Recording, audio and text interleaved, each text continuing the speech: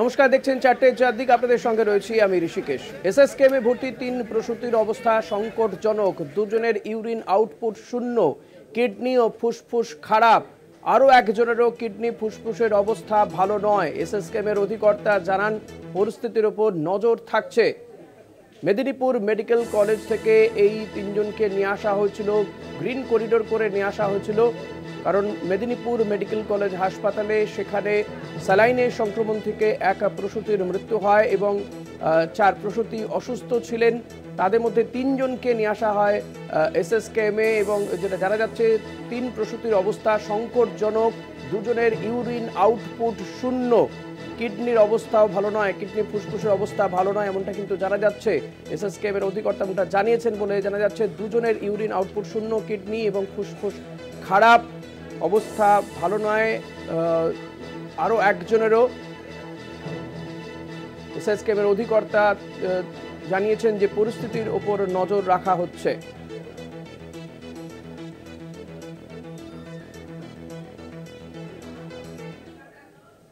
এদিকে Medinipur medical college হাসপাতালে CID গিয়েছে স্যালাইন কাণ্ডের তদন্তে। সোমবারই সিআইডি তদন্তের কথা জানিয়েছিলেন মুখ্য সচিব মনোজ পান্ত এবং মেদিনীপুর মেডিকেল কলেজ হাসপাতালে ইতিমধ্যে পৌঁছে গিয়েছে সিআইডির টিম। মেদিনীপুর মেডিকেল কলেজেই স্যালাইনের সংক্রমণ থেকে মৃত্যু হয় এক প্রসূতির। 4 জন অসুস্থ হয়ে হাসপাতালে ভর্তি ছিলেন, যাদের মধ্যে 3 জনকে নিয়ে আসা হয়েছে এসএসকেএম হাসপাতালে। সিসিইউতে ছিলেন মেদিনীপুর মেডিকেল কলেজে তারা। এবং ইতিমধ্যেই আমরা গতকালই দেখেছি যে মুখ্য সচিব মনোজ পান্ত তিনি জানিয়েছেন যে সিআইডি তদন্তের নির্দেশ দেওয়া হয়েছে এবং ইতিমধ্যে সিআইডির টিম তারা মেদিনীপুর মেডিকেল কলেজ হাসপাতালে পৌঁছে গিয়েছে। সেই ছবি আপনারা দেখতে পাচ্ছেন। এই ঘটনাতে গাফিলতি আখেরে কার, চিকিৎসকদের গাফিলতি নাকি এর পেছনে অন্য কোনো কারণ রয়েছে, এই সমস্ত কিছুই কিন্তু তদন্ত সাপেক্ষ বিষয়। তদন্তের আওতায় সব কিছুই থাকবে। চিকিৎসকদের ভূমিকা থেকে স্যালাইন, যেখান থেকে স্যালাইন নিয়ে আসা হয়েছে। প্রসূন মুখোপাধ্যায় রয়েছেন আমার সঙ্গে টেলিফোনে। প্রসূন, সিআইডির টিম তারা তো ইতিমধ্যে পৌঁছে গিয়েছে, কোন কোন বিষয়গুলো তারা খতিয়ে দেখছেন, কাদের সঙ্গে বা তারা কথা বলেছেন, গোটাটা জানাও আমাদের। যেটা দেখা গেছে গতকালই সিআইডি তদন্তের নির্দেশ দেওয়ার পর আজকে ঠিক দুপুর 12টার সময় মেদিনীপুর মেডিকেল কলেজ হাসপাতালে সিআইডি 3 সদস্যের এক টিম আছে। টিম এসে এখনো অব্দি কোনো মেডিকেল কলেজ কর্তৃপক্ষ বা আধিকারিকদের সঙ্গে সেভাবে তারা কথা বলেনি। বিভিন্ন বিল্ডিং এর আশপাশে তারা ঘুরে দেখে এবং নিজেদের মধ্যে কথোপকথন পারে। দীর্ঘ 3 ঘন্টা পার হয়ে গেল, এখনো অব্দি কোনো আধিকারিক বা কর্তৃপক্ষের সঙ্গে তাদেরকে কথা বলতে দেখা যায়নি। প্রশ্ন, কোন কোন বিষয়গুলো তারা দেখছেন, কোথায় কোথায় গিয়েছেন তারা? যে এই যে স্টোরেজ রয়েছে, যে মেডিসিন স্টোরেজ রয়েছে, সেখানে তারা গিয়েছেন কি না? সেরকম কোনো দপ্তরেই তারা যায়নি। তো প্রথমে এসে মেডিকেল কলেজ প্রিন্সিপালের যে বিল্ডিং, সেই বিল্ডিং এর সামনে দীর্ঘক্ষণ অপেক্ষা করে। ওখান থেকে বেরিয়ে এমএসভিপির ওখানে কিছুক্ষণ অপেক্ষা করে। ওখান থেকে বেরিয়ে আইসিইউ, মাতৃমার পাশে যে আইসিইউর সামনে নিজেদের মধ্যে বেশ কিছুক্ষণ আলাপ আলোচনা সারে। এখন অব্দি কোনো আধিকারিক বা আধিকারিকের কোনো অফিসে তারা যাননি। এই প্রসূতিরা যেখানে ভর্তি ছিলেন সেখানে কি তারা গিয়েছেন? কারোর সঙ্গে কথা, কোনো চিকিৎসকের সঙ্গে কথা?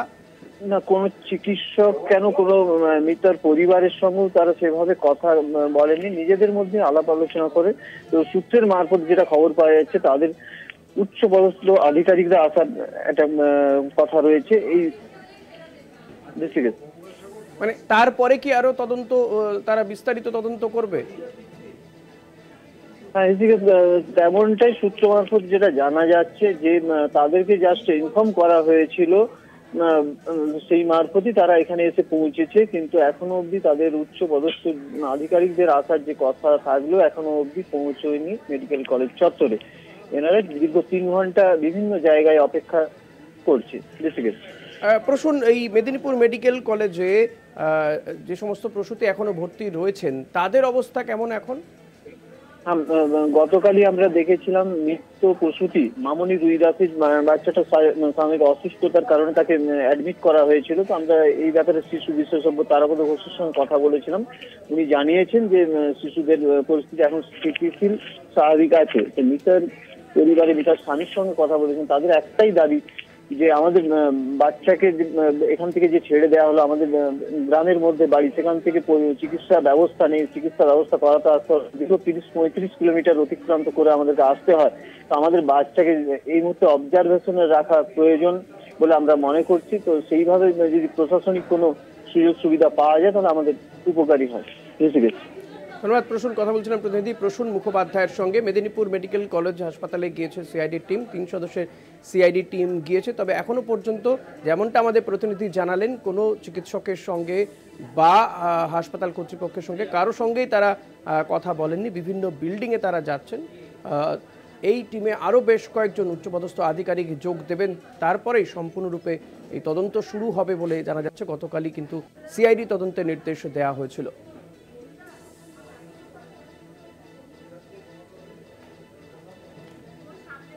ফের মালদায় গুলিবিদ্ধ হয়ে নিহত তৃণমূল কর্মী। আবারও মালদাতে চলল গুলি। একই সঙ্গে মালদা কালিয়াচকে গুলিবিদ্ধ তৃণমূলের অঞ্চল সভাপতি, জখম আরও এক তৃণমূল কর্মী। আহত দুজন মালদা মেডিকেল কলেজ হাসপাতালে ভর্তি।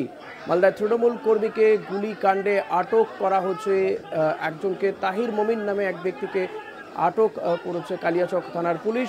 ঘটনাস্থলে যান কালিয়াচকের এসডিপিও। এলাকায় মোতায়েন বিশাল পুলিশ বাহিনী। যে ছবি আপনারা দেখতে পাচ্ছেন সেই মুহূর্তের, যে সময় এই গুলি চলে, আপনারা দেখতে পাচ্ছেন কিভাবে হামলা চালায় আততায়ীরা। যে ছবি আমরা দেখাচ্ছি আপনাদেরকে, মালদা কালিয়াচকে গুলিবিদ্ধ তৃণমূলের অঞ্চল সভাপতি।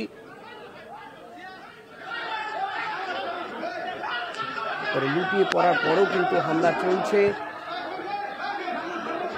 আহত দুজন মালদা মেডিকেল কলেজ হাসপাতালে ভর্তি রয়েছেন। আমরা দেখেছিলাম দুলাল সরকারের মৃত্যুর ঘটনা, সেখানেও কিন্তু প্রকাশ্য দিবালোকে তাড়া করে গুলি করে দুষ্কৃতীরা দুলাল সরকারকে। তার সেই ঘটনার 12 দিনের মাথায় আবারও সেই মালদাতেই চলল গুলি। যে ছবি আপনারা দেখতে পাচ্ছেন এই মুহূর্তে। গৌতম রয়েছেন আমার সঙ্গে টেলিফোনে। গৌতম, এখনো পর্যন্ত এই ঘটনায় কতজনকে গ্রেপ্তার করা হয়েছে? কেনই বা এই হামলা, কি জানতে পারছো? দেখো, এখন পর্যন্ত 3 জনকে গ্রেপ্তার বলবো না, 3 জনকে আটক করেছে পুলিশ। এবং এই 3 জনকে জিজ্ঞাসাবাদ করে পুলিশ জানার চেষ্টা করছে যে সেই সময় সকাল 9:30টার সময় নওদা যদুপুরের নয়া বস্তি, যেখানে শিলান্যাস এবং শুভ সূচনার কাজে ড্রেন এবং রাস্তা করার কথা বকুল শেখের, সেই জায়গায় কারা কারা উপস্থিত ছিল। একজন প্রত্যক্ষদর্শী সকালবেলাতেই বলে আমাকে যে ওখানে জাকির শেখ, যে বিবাদমান 2 গোষ্ঠী জাকির এবং বকুল, এই জাকিরের লোকেরাই হামলা চালিয়েছে বকুলের উপরে। সকালেই বলেছিল মালদা মেডিকেল কলেজে। কিন্তু তারপরেও কিছু মানুষকে পুলিশ 3 জনকে, কিছু বলতে 3 জনকে এখন পর্যন্ত আটক করেছে, তাদেরকে জিজ্ঞাসাবাদ করছে। তারা কি জাকির শেখের অনুগামী? তারা জাকির শেখের অনুগামী না, তারা ওই এলাকায় থাকে। আচ্ছা, মানে এখানে সবাই সবার অনুগামী, এই অর্থে সবাই শাসক দলের লোক। এবং এই যে বয়স্ক যে মমিনকে ধরেছে পুলিশ, সে বলছে যে আমি ওখানে দাঁড়িয়ে দেখছিলাম এবং আমি নিজেই রিক্সা করে বকুলকে তুলে। কিন্তু এই যে যাদেরকে ভিডিওতে দেখা যাচ্ছে মারধর করছে, যে ব্যক্তি গুলির আঘাতে লুটিয়ে পড়েছেন, এদের কাউকে কি আটক? তাদেরকে এখনো পর্যন্ত পুলিশ গ্রেপ্তার করতে পারেনি। পুলিশ ধরার চেষ্টা করছে। এলাকাতে এসডিপিও রয়েছে কালিয়াচক এবং এএসপি গ্রামীণ, তারা রয়েছে, আরো বিশাল পুলিশ বাহিনী রয়েছে। যেহেতু এলাকাটা খুবই দুষ্কৃতীদের মুক্তাঞ্চল এবং সেই কারণে যে কোনো সময় আবার বড় ধরনের গন্ডগোল হতে পারে। অতীতেও আমরা দেখেছি এখানে প্রায় প্রতি সপ্তাহে লেগে থাকতো রাস্তার এপার ওপার, ওই নওদা যদুপুর 34 নম্বর জাতীয় সড়কের ওপরে। এবং এই বকুল শেখের বিরুদ্ধে একাধিক খুন এবং অপহরণ, অস্ত্র মামলা রয়েছে। জাকিরের বিরুদ্ধেও রয়েছে। জাকির এবং বকুল দুজনেই তৃণমূল কংগ্রেসের লোক। যদিও আব্দুর রহিম বক্সি তৃণমূলের জেলা সভাপতি, উনি বলছেন জাকির কংগ্রেসের লোক। কিন্তু না, নভেম্বরে জাকির আবার কংগ্রেস ছেড়ে তৃণমূলে যোগদান করে। আগে কংগ্রেস থেকে তৃণমূলে চলে এসেছিল, আবার তারপরে আবার কংগ্রেসে চলে যায়, আবার নভেম্বর মাসে। এরা এরকম ভাবে তো এক দলে যায় এক দলে আসে। এই গোষ্ঠী সংঘর্ষের কারণটা কি? কি নিয়ে সমস্যা? কারণ হচ্ছে একটাই, যে কার কর্তৃত্ব অঞ্চলে থাকবে, কারা টেন্ডার দেবে, কারা এখানে কাজ পাবে, কাদের অনুগামীরা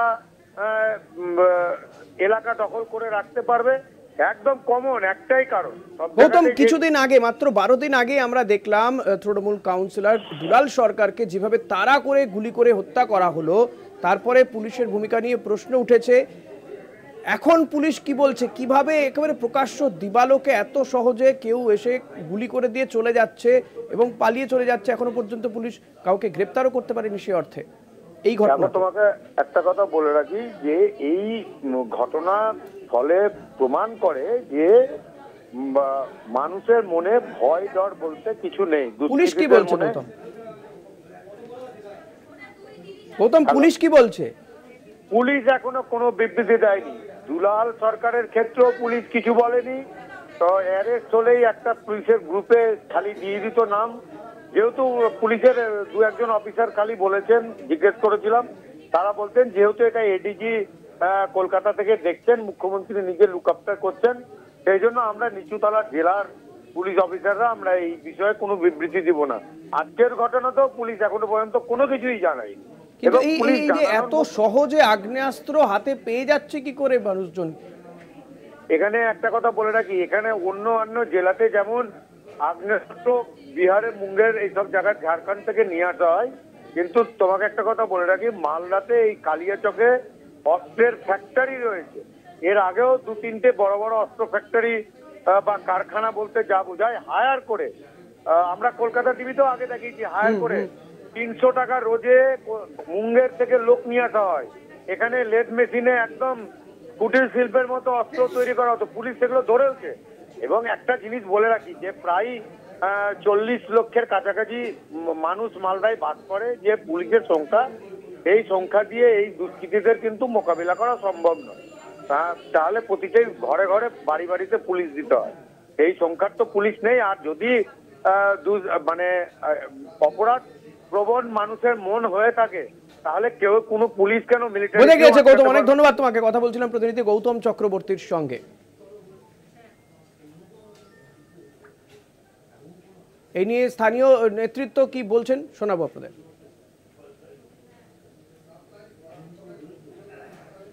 দুষ্কৃতী জাকির এই ঘটনার সঙ্গে সরাসরি যুক্ত এবং সরাসরি গুলি চালিয়েছে, এই খবর আমরা পেয়েছি। পুলিশ তদন্ত করছে, তদন্ত আরো পরিষ্কারভাবে ব্যাপারগুলো জানা যাবে। জাকির দীর্ঘদিন ধরে কংগ্রেসের আশ্রয়ে পালিত, এটা নতুন কথা নয়। যে বিরোধীরা বলছে তারা নিজেকে ঢেকে নেবার চেষ্টা করছে, বাঁচিয়ে নেবার চেষ্টা করছে। দুষ্কৃতি আজকে নয়, দীর্ঘদিনের দুষ্কৃতি, এবং সে কংগ্রেসের একজন সক্রিয় স্থানীয় নেতৃত্ব বলে। সেই ক্ষেত্রে তারাই পরিকল্পিতভাবে আগামী বিধানসভা নির্বাচনকে সামনে রেখে আতঙ্কের পরিবেশ ছড়িয়ে দেওয়ার জন্য এই ধরনের ঘটনাগুলো ঘটিয়েছে। না, জাকির আমাদের দলে 15 দিনই আসে, কিছু লোক গ্রাম পঞ্চায়েতের মেম্বার আমাদের দলে এসেছিলেন, কিন্তু জাকির আমাদের দলে কোনদিন আসেনি, আমরা দলে তাকে নিয়েও নি। এ তথ্য পরিবেশন করা। আমরা কথা বলেছিলাম এ নিয়ে বিজেপি এবং কংগ্রেসের সঙ্গে, তারা কি বলছেন শুনবো। বিষয়ে ওদের আর প্রদীপ জ্বালানোর লোক থাকবে না। এক পক্ষকাল যেতে দিচ্ছে না, তার মধ্যেই জোড়া জোড়া করে খুন। মারছেও তৃণমূল, মরছেও তৃণমূল। আহা, এর থেকে আর ভালো কি হতে পারে? দুর্ভাগ্যজনক হলো এটাই সত্যি যে যদু বংশের ধ্বংস এরম করেই হবে। সব তোলাবাজি, লাগাম ছাড়া দুর্নীতি, শুধু টাকা টাকা টাকা ছাড়ার কিছু নেই। তাদের থেকে আর কি আশা করা যেতে পারে? এই নিজে মুখ্যমন্ত্রী হয়ে বললেন যে এই সুপারটা অপদার্থ, আর আইবি ডিআইবি সব অপদার্থ, কোনো খবর রাখে না। ছেড়ে দিন, তাদের দুটোকেই পাল্টে দাও। পাল্টেছে কাউকে? অপরাধীরা প্রশাসনকে গুরুত্ব দেয় না, তোয়াক্কাও করে। অপরাধী তৃণমূল, তৃণমূল অপরাধী। এটা অদ্ভুত নেক্সাস, অদ্ভুত টক্সিক ককটেল। অপরাধীদের সম্পৃক্তকরণ এমন ভাবে তৃণমূলে আছে যে তারা ভাগের লড়াইয়ে, এই ভাগ আর করে খাওয়ার লড়াই, ভাগ করো হিস্সা, এই হিস্সার লড়াইয়ের নিকেশ রাজনীতি নিয়েছেন।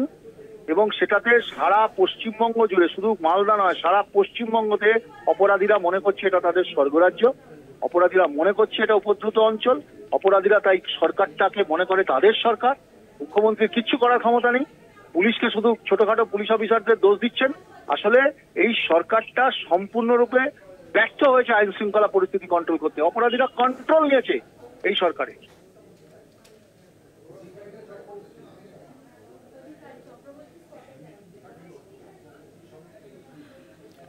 বাঘাযতীনে বাড়ি ভেঙে বিপত্তি, বাড়ি ভেঙে আহত বেশ কয়েকজনের আটকে থাকার আশঙ্কা। বাঘাযতীনে সেখানে বাড়ি ভেঙে বিপত্তি, বেশ কয়েকজন আটকে রয়েছেন বলে জানা যাচ্ছে। এই মুহূর্তে সেখানে গিয়েছে পুলিশও গিয়েছে সেখানে। বাঘাযতীনে বাড়ি ভেঙে বিপত্তি, আহত বেশ কয়েকজন আটকে থাকতে পারে বলে জানা যাচ্ছে। বাঘাযতীনে বাড়ি ভেঙে বিপত্তি, যে ছবি আপনারা দেখছেন এই মুহূর্তে, একবারে বাড়িটি হেলে পড়েছে। চারতলা বাড়ি ভেঙে বেশ কয়েকজন আহত হয়েছেন, কয়েকজন আটকে থাকতে পারে এমন একটা আশঙ্কা করা হচ্ছে। একদম হেলে পড়েছে অন্য একটি বাড়ির ওপরে বাঘাযতীনে, ছবি আপনারা দেখতে পাচ্ছেন। একবারে ঘটনাস্থল থেকে রয়েছেন আমাদের প্রতিনিধি দেবাশিস সেনগুপ্ত। দেবাশিস, এই মুহূর্তে কি জানতে পারছো, বাড়ির ভেতরে কেউ কি আটকে রয়েছেন? দেখো, আমি আমার প্রথমে বলবো, দিলীপকে বলবো দেখানোর জন্য যে মারাত্মকভাবে কিন্তু এই বাড়িটি ভেঙে পড়েছে। এবং ভেঙে পড়ে দেখো, শুভ অ্যাপার্টমেন্ট 3/47/D, বিদ্যাসাগর কলোনি, এই বিদ্যাসাগর কলোনি, এখানে এই বাড়িটি ভেঙে পড়েছে। এবং এর যে ভগ্নাবশেষ যে অবস্থায় যেখানে রয়েছে, আমরা যা স্থানীয় মানুষদের কাছে যেটা শুনতে পাচ্ছি, যে জানতে পারছি, এই বাড়িটি বেশ কয়েকদিন ধরেই কিন্তু এর বসে যাচ্ছিল। এবং সেই বসে যাওয়া অবস্থায় কিন্তু সেই বাড়িটিকে হাইড্রোলিক দিয়ে তোলার চেষ্টা হচ্ছিল, যে ইতিমধ্যেই কিন্তু দেখা যাচ্ছে, দেখো সেই হাইড্রোলিক যেগুলো রয়েছে সেগুলো কিন্তু এখানে পড়ে রয়েছে, যে জগগুলো মানে টেকনিক নতুন পদ্ধতি অবলম্বন করে কিন্তু সেই বাড়িটিকে সোজা করা হচ্ছিল, এমনটাই কিন্তু অভিযোগ। এবং যার ফলেই কিন্তু বাড়িটি ভেঙে পড়ে। এবং ভেঙে পড়ে ঠিক পাশের একটি বাড়িতে এই মুহূর্তে কিন্তু যখন যা জানতে পারছি, যে এই ঘটনায় কিন্তু এখনো পর্যন্ত, যেহেতু আগে ভাগে আন্দাজ পেয়েছিল এবং স্থানীয় কিছু লোক স্থানীয় কাউন্সিলরকে বলেছিলেন, এবং যার ফলে এই বাড়িটি কিন্তু খালি করে দেওয়া হয়েছে। ঠিক এই বাড়িতে কতজন থাকতো বা কি বৃত্তান্ত এখনো ডিটেলস না পাওয়া গেলেও কিন্তু এটা ঘটনা যে বছর 13 আগে কিন্তু তৈরি হয়েছিল এই বাড়িটি, এবং এই বাড়িটির মধ্যে কিন্তু লোকজন ছিল। এবং যেহেতু এরকম একটা আশঙ্কা করা হচ্ছিল, যার ফলে সে কিন্তু বাড়িটি থেকে সরিয়ে দেওয়া হচ্ছে। আমরা দেখবো স্থানীয় কোনো মানুষের সঙ্গে কথা বলতে পারি কিনা, যে সেই মানুষদের তারা কি বলেন এবং শোনার চেষ্টা করবো। দাদা, একটু আপনি কাছে আসবেন, আমি তখন কথা বলছিলাম, একটু কাছে আসি।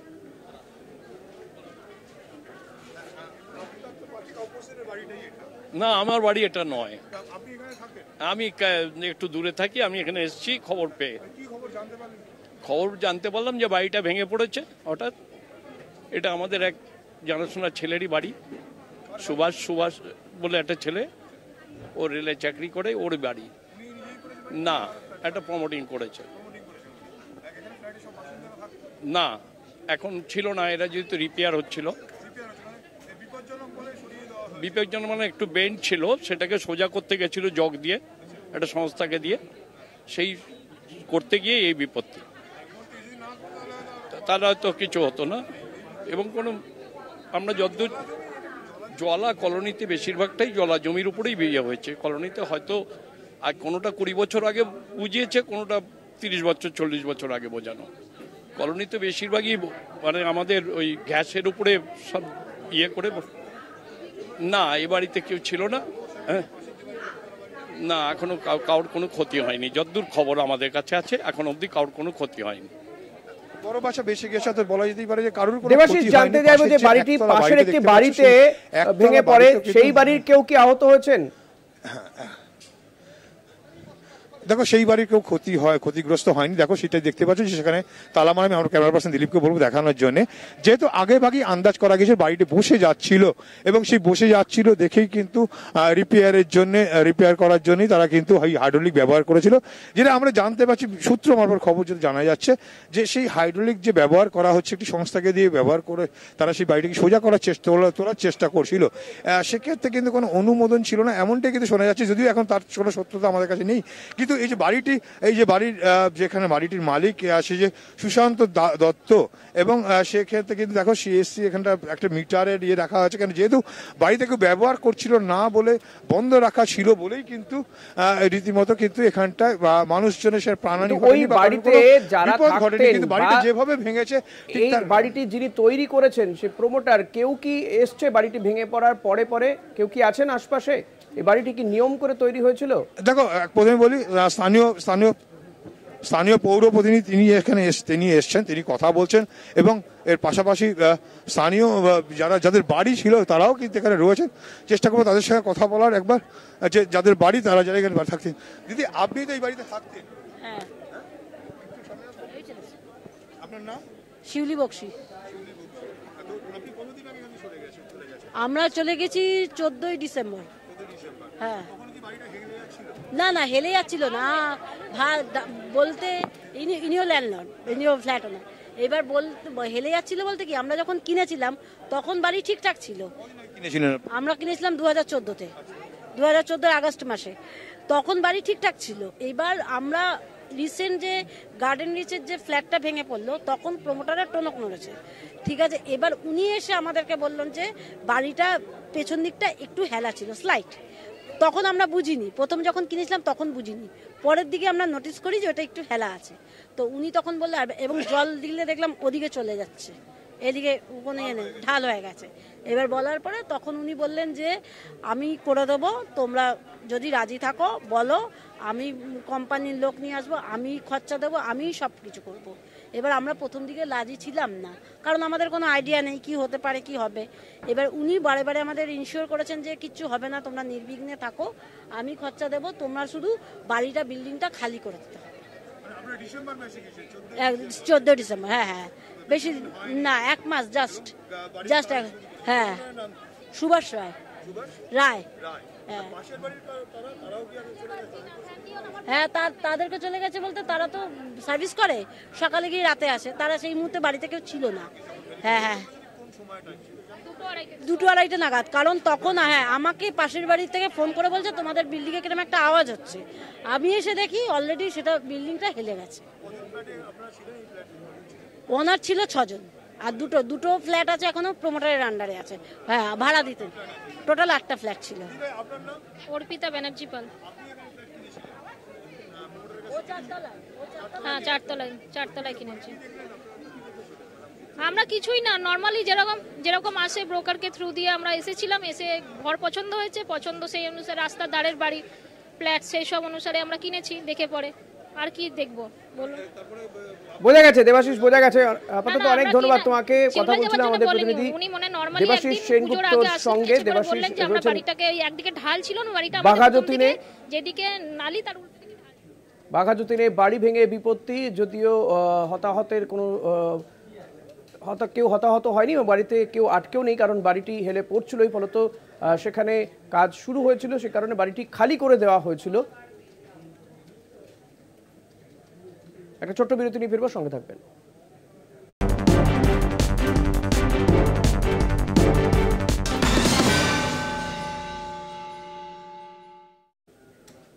ট্রাম লাইন ভরাট করা বন্ধ করতে হবে নির্দেশ কলকাতা হাইকোর্টের। রাজ্যের ঐতিহ্য ট্রামকে বাঁচাতে উদ্যোগ নিতে হবে প্রশাসনকে। ট্রাম লাইন ভরাটের অভিযোগে কলকাতা পুলিশকে তদন্তের নির্দেশ। ট্রাম লাইন ভরাট করা বন্ধ করতে হবে, রাজ্যের ঐতিহ্য ট্রাম, তাকে বাঁচাতে উদ্যোগ নিতে হবে প্রশাসনকে, এমনটাই কিন্তু নির্দেশ কলকাতা হাইকোর্টের। ট্রাম লাইন ভরাটের অভিযোগে কলকাতা পুলিশকে তদন্তের নির্দেশ দেওয়া হয়েছে হাইকোর্টের পক্ষ থেকে। ট্রাম লাইন ভরাট করা বন্ধ করতে হবে নির্দেশ কলকাতা হাইকোর্টের। পাশাপাশি এই ব্যাপারে তদন্তেরও নির্দেশ দেওয়া হয়েছে। পীযূষ কান্তি নাগ রয়েছেন আমার সঙ্গে টেলিফোনে। পীযূষ, হাইকোর্টের পক্ষ থেকে আর কি নির্দেশ দেওয়া হলো এই ট্রাম এবং ট্রাম লাইন নিয়ে? দেখো, অবিলম্বে ট্রাম লাইন ভিজিয়ে ফেলা বন্ধ করার যে নির্দেশ, ভিজিয়ে ফেলা বন্ধের নির্দেশ দিল কলকাতা হাইকোর্ট। প্রধান বিচারপতি ডিভিশন বেঞ্চের নির্দেশ, অবিলম্বে ট্রাম লাইনে ভিজিয়ে ফেলা বন্ধ করতে হবে, সে বিষয়ে ছবি সহ রিপোর্ট জমা করতে হবে আদালতে। প্রধান বিচারপতির পর্যবেক্ষণ, ট্রাম রাজ্যের ঐতিহ্য, তা তুলে দেওয়া খুব সহজ কাজ, কিন্তু রাজ্যকে ট্রাম বাঁচাতে উদ্যোগ নিতে হবে। বহু দেশে ট্রাম চলে, কোথাও কোথাও রাস্তায় একেবারে মাঝখান দিয়ে ট্রাম চলে। রাজনৈতিক সদিচ্ছের প্রয়োজন রাজ্যের ট্রাম বাঁচাতে। উপরতলার হাত না থাকলে এভাবে ট্রাম লাইন বুঝিয়ে ফেলা যায় না। প্রধান বিচারপতির আরো নির্দেশ, কলকাতা পুলিশকে তদন্ত করতে হবে যে 2 জায়গায় ট্রাম লাইন তুলে দেওয়ার যে অভিযোগ উঠেছে, সেই অভিযোগের প্রেক্ষিতে কলকাতা পুলিশকে তদন্ত করে একটি রিপোর্ট জমা দিতে হবে। ট্রাম সংরক্ষণ কমিটি যে রিপোর্ট জমা করছে, পাশাপাশি ট্রাম সংরক্ষণের একটি কমিটি গঠন করা হয়েছিল। এই কমিটি রিপোর্ট জমা করেছে, রিপোর্টে উল্লেখ আছে যে তারা নিয়মিত বৈঠক করছে। একই সাথে ট্রাম লাইন বুঝিয়ে ফেলার নির্দেশ রাজ্যের পরিবহন দপ্তরে দেওয়া হয়নি বলেও সেই রিপোর্টে উল্লেখ আছে।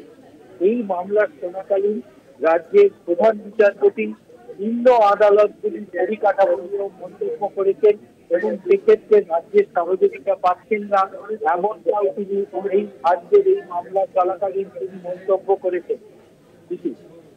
ধন্যবাদ পীযূষ। কথা বলছিলাম প্রতিনিধি পীযূষ কান্তি নাগের সঙ্গে।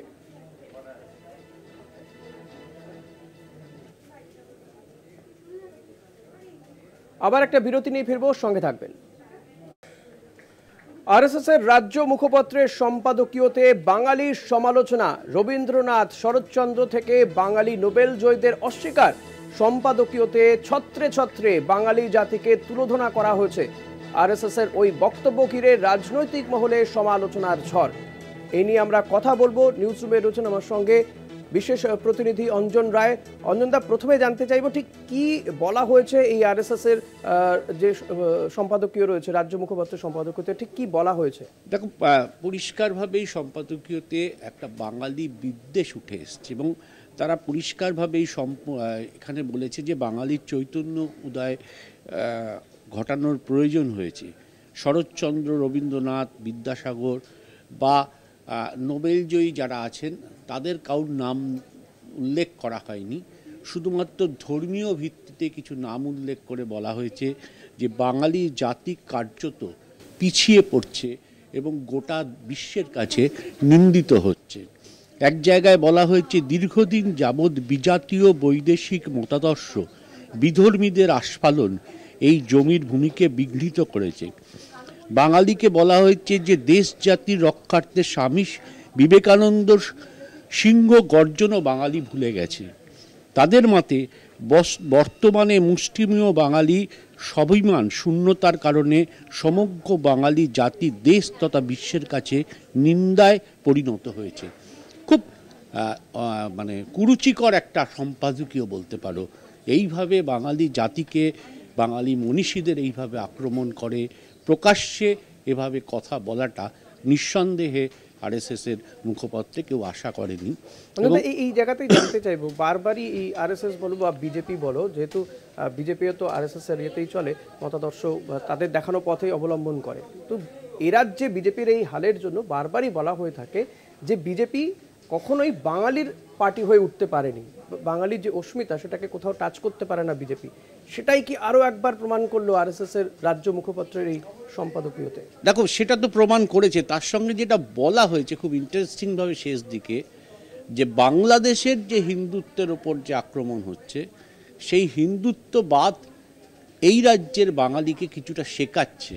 অর্থাৎ বাংলাদেশের হিন্দুত্বের আক্রমণের পর বাঙালি কিছুটা ঐক্যবদ্ধ হওয়ার চেষ্টা করছে। এতদিন কিন্তু বাঙালি ঐক্যবদ্ধ ছিল না, সেটাই বলতে চাইছেন বিজেপির মুখপত্রে। মানে বাঙালি জাতিকে এইভাবে অপমানিত করবার প্রচেষ্টা কিন্তু এর আগে দেখা যায়নি এবং শেষে বলছে যে সেটাই হচ্ছে আশার কথা, যে বাংলাদেশের হিন্দুত্বের ঘটনা এ রাজ্যের বাঙালিরা পুরোটা এক ঐক্যবদ্ধ হওয়ার চেষ্টা করছে। অর্থাৎ পুরো বিষয়টাকে একটা ধর্মীয় ভাবাবেগ, সনাতনী হিন্দু ধর্ম এই দিকে নিয়ে গিয়ে বাংলার ঐতিহ্য, বাংলার সংস্কৃতি, বাংলার মুনি ঋষিদের কার্যত অস্বীকার করা হয়েছে এই সম্পাদকীয়তে। খুব প্রভোকেটিভ বলতে পারো এই ধরনের সম্পাদকীয়, এবং এটা রাজ্যেরও আইন শৃঙ্খলার ক্ষেত্রে আমার নিজের ধারণা খুব ক্ষতিকারকও বলতে পারো। এ নিয়ে বিজেপির কোনো নেতার কোনো বক্তব্য কিছু এখনো পাওয়া গেছে? দেখো, এখনো পর্যন্ত বিজেপির পক্ষ থেকে কেউ বলেনি, কারণ স্বাভাবিকভাবেই আরএসএস যখন বলেছে তারা হয়তো আরএসএস এর দিকেই চেয়ে থাকবে। কিন্তু যতদূর জানি যে ব্যাপারটা নিয়ে সবাই কিন্তু খুশি নয় এইভাবে সম্পাদকীয় লেখার জন্য। ফলে যেহেতু আরএসএসের মুখপত্র, যেহেতু পশ্চিমবঙ্গের আরএসএসের এটা প্রধান মুখপত্র, স্বাভাবিকভাবে সেখানে বেরিয়ে যাওয়ায় বিজেপি সম্পূর্ণ ঝেড়েও ফেলতে পারছেন না, কিন্তু কিছু বলতেও পারছেন না। ফলে একটা মানে দুদিকের চাপে কার্যত তারা আপাতত এই বিষয়টা থেকে নীরবতাই শ্রেয় মনে করেছেন, তাই কিছু বলছেন না। একদমই। অন্তত আরেকটা বিষয় একটু জানতে ইচ্ছে করছে, যেহেতু আর কয়েকদিন পরেই আরএসএস প্রধান মোহন ভাগবত তিনি এ রাজ্যে আসবেন, টানা প্রায় 10 দিন থাকার কথা, তার 10 দিনের বাংলা সফর হচ্ছে। প্রত এই সম্পাদকীয় তারপর তার সফর কোথাও গিয়ে কি এটা কোনোভাবে তাকে প্রশ্নের মুখে ফেলতে পারে এই বিষয়গুলো? দেখো, আরএসএস এতটাই সংঘবদ্ধ দল যে একদম ওপর লেভেল থেকে নির্দেশ না আসলে সাধারণত তারা কিছু করে না। ফলে এক্ষেত্রে তুমি ধরেই নিতে পারো যে সর্বভারতীয় গাইডলাইনের বাইরে আরএসএস যায়নি। অর্থাৎ সর্বভারতীয় ক্ষেত্রে বাঙালিদের প্রতি আরএসএসের মনোভাব কী, এই যে ধরনের মন্তব্যগুলো করা হয়েছে লেখাটার মধ্যে, সে সম্পর্কে আরএসএসের মনোভাব কী সেটা কিন্তু পরিস্ফুট হয়েছে। এটা শুধু রাজ্যের আরএসএসের বক্তব্য ধরলে হবে না, এটা সর্বভারতীয় ক্ষেত্রে আরএসএস এই বাংলা সম্পর্কে কী ভাবে তার একটা চেহারা বা ক্ষুদ্র ছবি কিন্তু ফুটে উঠেছে এই লেখাটার মধ্য দিয়ে। একদমই। তাহলে কি অঞ্জন দা যে এই লাইনেই কোথাও গিয়ে 2026-এর ভোটের আগে এই লাইনেই হাঁটতে চলেছে আরএসএস বা বিজেপি? দেখো, একদমই তুমি তো দেখতেই পাচ্ছ যে শুভেন্দু অধিকারী রাজ্যের বিরোধী দলনেতা, বিজেপির নেতা, তিনি ডাক দিয়েছেন সব হিন্দু এক হও। মানে কি? 26-এর নির্বাচনের আগে তিনি স্লোগান দিচ্ছেন, তিনি মঞ্চে দাঁড়িয়ে স্লোগান দিচ্ছেন, তিনি মিটিংয়ে বলছেন সব হিন্দু এক হও। অর্থাৎ হিন্দুত্ব আসল, এটা বাদ দিয়ে বাকি যা আছে সেগুলো কার্যত ভুলে যাওয়ার একটা দৃষ্টিভঙ্গি নিয়েই কিন্তু বিজেপি এগোচ্ছে। সেটা তোমার শিক্ষা সংস্কৃতি হতে পারে, সেটা রবীন্দ্রনাথ হতে পারে, বিদ্যাসাগর হতে পারে, বা নোবেলজয়ী অর্থনীতিবিদরা হতে পারে। তারা মনে করছে এগুলো সব ভ্রান্ত, আসল হচ্ছে হিন্দুত্ব। এই পথেই এগোচ্ছে, সেই পথেই আরএসএস লিখেছে। ধন্যবাদ অঞ্জন দা। কথা বলছিলাম কলকাতার বিশেষ প্রতিনিধি অঞ্জন রায়ের সঙ্গে, এবং অঞ্জন দা যেমনটা বললো, যেভাবে আরএসএস এর রাজ্য মুখপত্রের সম্পাদকীয়তে যেভাবে যে ভাষায় যে কুরুচিকর ভাষা আক্রমণ করা হয়েছে তা নিয়ে ইতিমধ্যেই রাজনৈতিক মহলে চর্চা শুরু হয়েছে। তবে 26-এর নির্বাচনের আগে কার্যত এই লাইন যে হাঁটতে চলেছে তারা, সেটা এক প্রকার বুঝিয়ে দেওয়া হয়েছে। স্যালাইন কাণ্ডের প্রতিবাদ medical service centre, service doctors forum, nurses ইউনিটির বিক্ষোভ ঘিরে স্বাস্থ্য ভবনের সামনে পুলিশের সঙ্গে ধস্তাধস্তি। স্যালাইন কাণ্ডের প্রতিবাদে এই প্রতিবাদ, যে ছবি আপনারা দেখতে পাচ্ছেন, স্বাস্থ্য ভবনের সামনে বিক্ষোভ।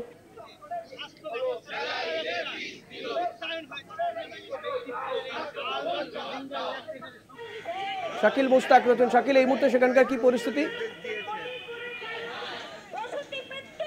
শাকিল, শোনা যাচ্ছে?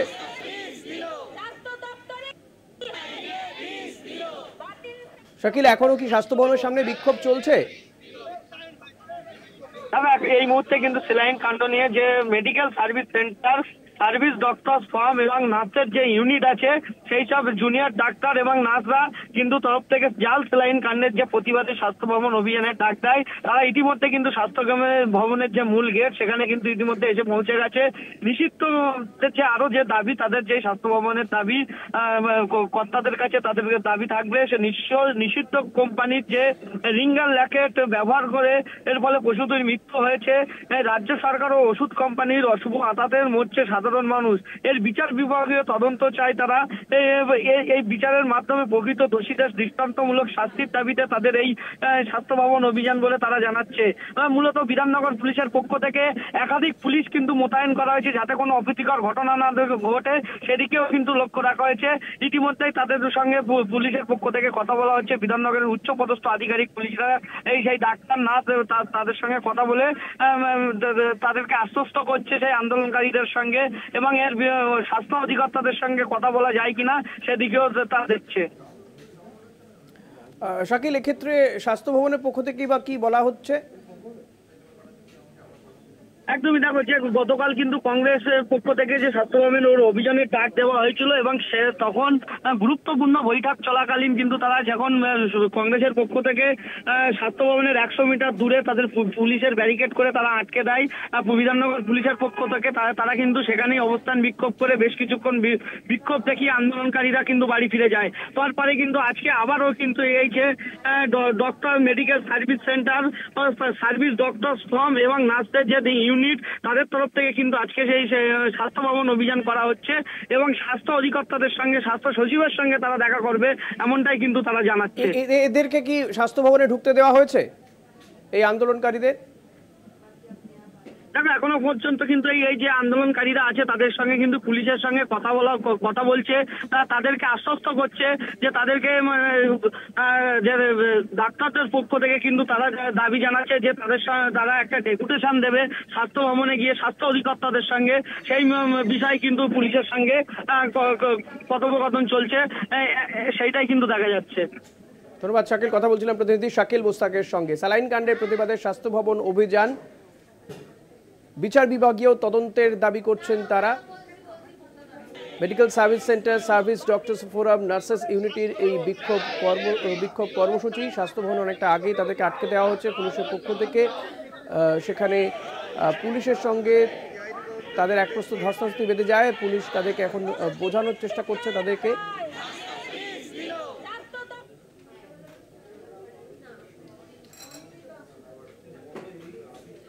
বিজেপি নেতা প্রিয়াঙ্গু পান্ডের গাড়িতে গুলি, গ্রেপ্তার আরও এক, গ্রেপ্তার মোহাম্মদ আমির ওরফে সোনু।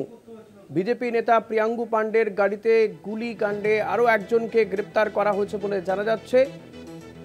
আমির ওরফে সোনু, তাকে গ্রেপ্তার করা হয়েছে। মোহাম্মদ আমির ওরফে সোনু 28শে অগস্ট ভাটপাড়ায় বিজেপি নেতাকে লক্ষ্য করে গুলি চালায় দুষ্কৃতীরা। এই ঘটনা আগেই 13 জনকে গ্রেপ্তার করেছিল পুলিশ। আজ ফের আরও একজনকে গ্রেপ্তার করা হয়েছে। বিজেপি নেতা প্রিয়াঙ্গু পান্ডের গাড়িতে গুলি, সেই ঘটনায় আরও একজনকে গ্রেপ্তার করা হলো। 28শে অগস্ট ভাটপাড়ায় বিজেপি নেতাকে লক্ষ্য করে গুলি চালায় দুষ্কৃতীরা। ঘটনায় আগেই 13 জনকে গ্রেপ্তার করেছিল পুলিশ। ঘটনায় আরও একজনকে গ্রেপ্তার করা হয়েছে। বিজেপি নেতা প্রিয়াঙ্গু পান্ডে, তার গাড়িতে গুলি ছোড়া হয় 28শে অগস্ট। তাকে লক্ষ্য করে গুলি চালানো হয়, কিন্তু লক্ষ্যভ্রষ্ট হয় সেই গুলি। শুভজিৎ সিং রয়েছেন। শুভজিৎ, এই যে যাকে গ্রেপ্তার করা হয়েছে তার সম্পর্কে কি তথ্য পাওয়া যাচ্ছে? এর বিরুদ্ধে কি বা অভিযোগ রয়েছে? দেখো ঋষিকেশদা, গত 28শে আগস্ট যে প্রিয়াঙ্গু পান্ডের গাড়ি লক্ষ্য করে যে গুলি চালানোর ঘটনা ঘটেছিল, সেই ঘটনায় মূল ষড়যন্ত্রকারী বলে এই মোহাম্মদ আমির ওরফে সোনুর নাম কিন্তু প্রথম থেকেই উঠে আসে। কারণ প্রিয়াঙ্গু পান্ডে এবং অর্জুন সিং যতবারই অভিযোগ করেছেন, যতবার সংবাদ মাধ্যমের মুখোমুখি অভিযোগ করেছেন এবং পুলিশের কাছে যে অভিযোগ দায়ের করেছিলেন, তার সম্পূর্ণ কিন্তু এই সোনুর নামেই কিন্তু মূল অভিযুক্ত ছিল। পুলিশ প্রথমার্ধে 8 জনকে গ্রেপ্তার করে। ঘটনায় পুলিশের উপর আস্থা না পেয়ে যখন কলকাতা হাইকোর্টে গিয়ে এনআইএর তদন্ত দাবি করেন প্রিয়াঙ্গু পান্ডে, তারপরে কলকাতা হাইকোর্টের তরফ থেকে যখন এনআইএর কাছে তদন্ত ভার যায়, তারপরে কিন্তু এনআইএ আরো 5 জনকে গ্রেপ্তার করে, যার মধ্যে অন্যতম অভিযুক্ত হচ্ছে এই মোহাম্মদ আমির ওরফে সোনু। ইতিমধ্যে তাকে আজকে কোর্টে পেশ করা হয়েছে, তাকে জিজ্ঞাসাবাদ শুরু করা হবে আর কিছুক্ষণ পর থেকেই। মূলত এই মূল যে ষড়যন্ত্রকারী যে আমির, এর পিছনে আর কে রয়েছে এবং এর সঙ্গে আরো কোনো তৃণমূল নেতার যোগ আছে কিনা, কারণ একটি ছবি প্রচন্ড পরিমাণে এলাকায় ভাইরাল হচ্ছে যে সোমনাথ শ্যাম, জগদ্দল কেন্দ্রের বিধায়ক সোমনাথ শ্যাম, তার সঙ্গে একটি ছবি ভাইরাল হয়েছে এই মোহাম্মদ আমিরের। সেই ছবি নিয়ে কিন্তু ইতিমধ্যেই রাজনৈতিক বিতর্ক শুরু হয়ে গিয়েছে।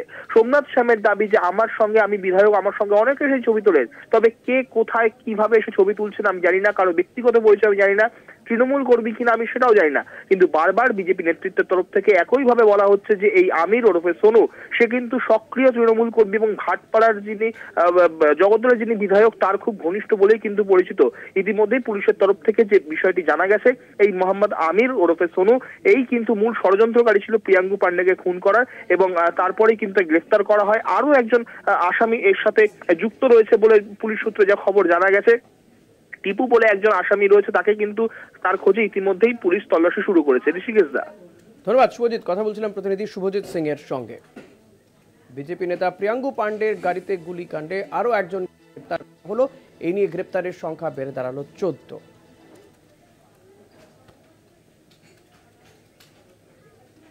আবার একটা বিরতি নিয়ে ফিরবো, সঙ্গে থাকবেন।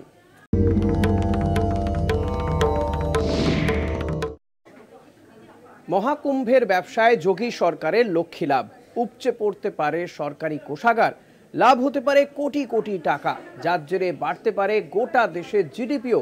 এবছর 40 লক্ষ পুণ্যার্থী জমায়েতের আশা প্রশাসনের। 144 বছরের অপেক্ষার অবসান। সোমবার থেকে প্রয়াগরাজে শুরু হয়েছে মহাকুম্ভ মেলা। প্রথম দিনই প্রয়াগরাজে গঙ্গা, যমুনা ও সরস্বতী ত্রিবেণী সঙ্গমে পুণ্য স্নান সেরেছেন প্রায় 50 লক্ষ মানুষ। এবছর মেলা চলবে 26শে ফেব্রুয়ারি পর্যন্ত। আয়োজকদের দাবি, সভ্যতার সবথেকে বড় জনসমাগম এই মহাকুম্ভ মেলা। এই মেলাকে কেন্দ্র করেই কোটি কোটি টাকার ব্যবসা হতে পারে উত্তরপ্রদেশে, ভরতে পারে যোগীর কোষাগার। জানা গিয়েছে, মহাকুম্ভ মেলার জন্য 7,000 কোটি টাকা বরাদ্দ করা হয়েছে। মহাকুম্ভ মেলা থেকে উত্তরপ্রদেশ সরকারের মোট 25 কোটি টাকা আয় হতে পারে। 40 কোটি পুণ্যার্থী যদি গড়ে 5,000 টাকা করে খরচ করেন, তাহলে 2 লক্ষ কোটি টাকার ব্যবসা হতে পারে। যদি পুণ্যার্থীরা মাথা পিছু 10,000 টাকা করে খরচ করেন, সেক্ষেত্রে 4 লক্ষ কোটি টাকার ব্যবসা হতে পারে। গোটা দেশের জিডিপি বাড়তে পারে 1%। উত্তরপ্রদেশের মুখ্যমন্ত্রী যোগী আদিত্যনাথ বলেন, 2019 সালে অর্ধকুম্ভ মেলা থেকে মোট 1,20,00,000 টাকা রাজস্ব আদায় হয়েছিল। সে বছর মেলায় 24 কোটি পুণ্যার্থীর জমায়েত হয়েছিল। এবার মেলায় প্রায় 40 কোটি পুণ্যার্থীর জমায়েতের আশা করছে উত্তরপ্রদেশ প্রশাসন। কনফেডারেশন অফ অল ইন্ডিয়া ট্রেডার্সের অনুমান, খাদ্যদ্রব্য, জল, বিস্কুট, জুস থেকে মোট 20,000 কোটি টাকার ব্যবসা হতে পারে।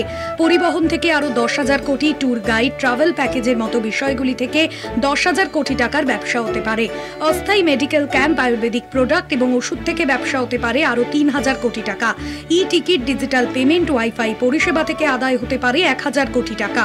বিনোদনমূলক অনুষ্ঠান, বিজ্ঞাপন এবং প্রচার থেকে সরকারি কোষাগারে জমা হতে পারে 10,000 কোটি টাকা। প্রয়াগরাজে মহাকুম্ভ মেলা শুরুর আগেই বিশেষ বার্তা দিয়েছিলেন প্রধানমন্ত্রী নরেন্দ্র মোদী। প্রথম থেকেই অগণিত মানুষের সমাগম নিয়ে আশাবাদী ছিলেন তিনি। প্রথম দিনেই বিপুল পুণ্যার্থীর সমাগম লক্ষ্য করা যায়।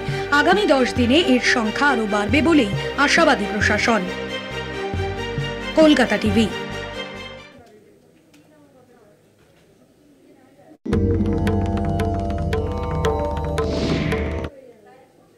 মকর সংক্রান্তিতে গঙ্গাসাগরে মানুষের ঢল। পুণ্য স্নানে, পুণ্য অর্জনের টানে সাগরমুখী জনপ্লাবন। তট জুড়ে গঙ্গা বন্দনা, সূর্য প্রণাম। সাগরে পুণ্য স্নান সেরে প্রসাদ বিতরণ করেন রাজ্যের দমকল মন্ত্রী। স্নান সারেন রাজনৈতিক নেতা, মন্ত্রীরাও। মকর সংক্রান্তিতে গঙ্গাসাগরে পুণ্য স্নান।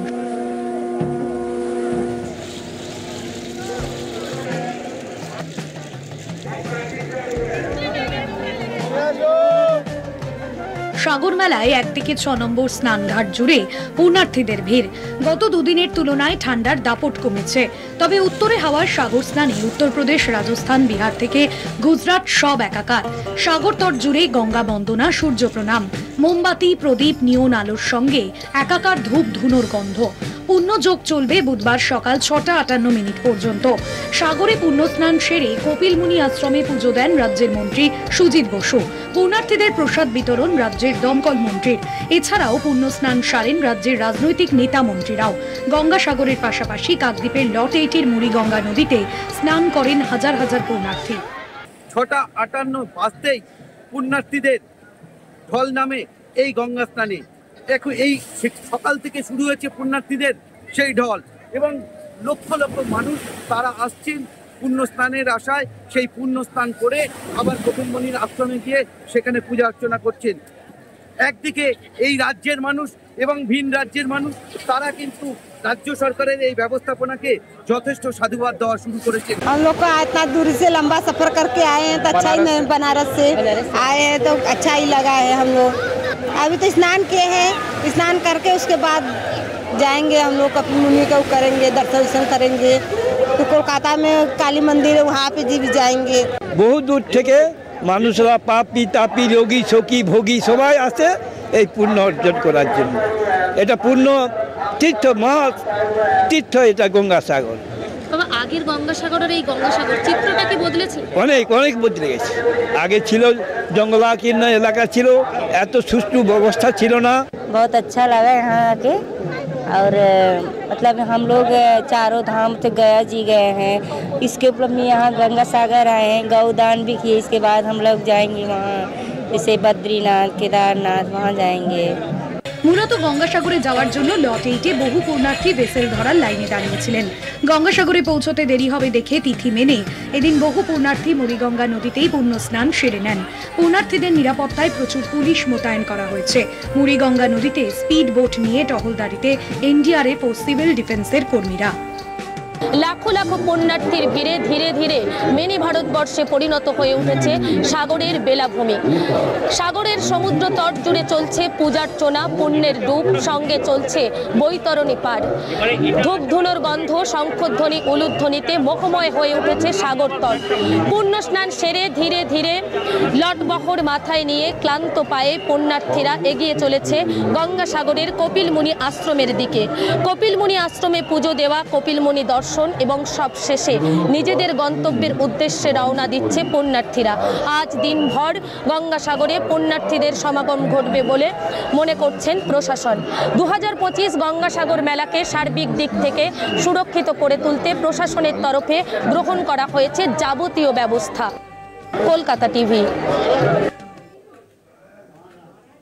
সাগর তটে গোদান করলে মোক্ষ লাভ। গরুর লেজ ধরে বৈতরণী পার হওয়ার প্রথা আবহমান কাল থেকে চলে আসছে।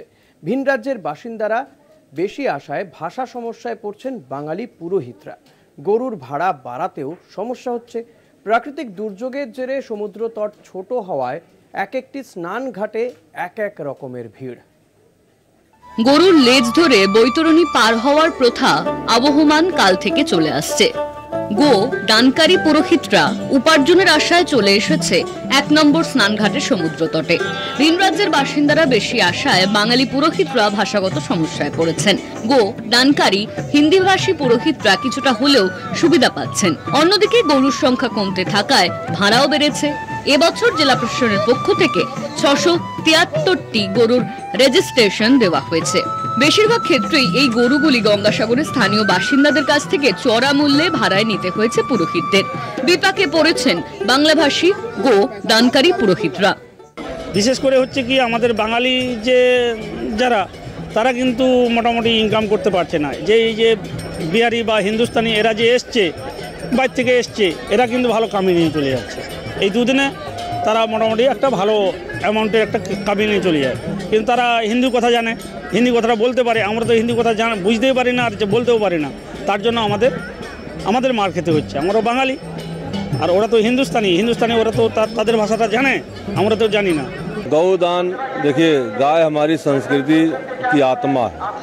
सनातन में इसका बहुत महत्व है। गाय को माना जाता है कि सारे संसार गाय के अंदर समाहित है, पूरा संसार। अगर आप एक गाय को संतुष्ट कर लेते हैं तो 33 करोड़ देवी देवताओं को आप संतुष्ट कर लेते हैं। इसलिए स्नान के बाद गौदान का बड़ा महत्व है। প্রাকৃতিক দুর্যোগের জেরে গঙ্গাসাগর এলাকায় সমুদ্র তট ছোট হওয়ার কারণে সাগর মেলায় আসা তীর্থযাত্রীদের 70%কে 1 নম্বর স্নানঘাটে নিয়ে আসার ব্যবস্থা করেছে জেলা প্রশাসন। ফলে 4 নম্বর এবং 5 নম্বর স্নানঘাটে পুণ্যার্থীর সংখ্যা কমেছে। কোয়েল মণ্ডলের রিপোর্ট, কলকাতা টিভি। 4টে চারদিক আজ এই পর্যন্ত। আপনি দেখতে থাকুন কলকাতা টিভি, রাত দিন 7।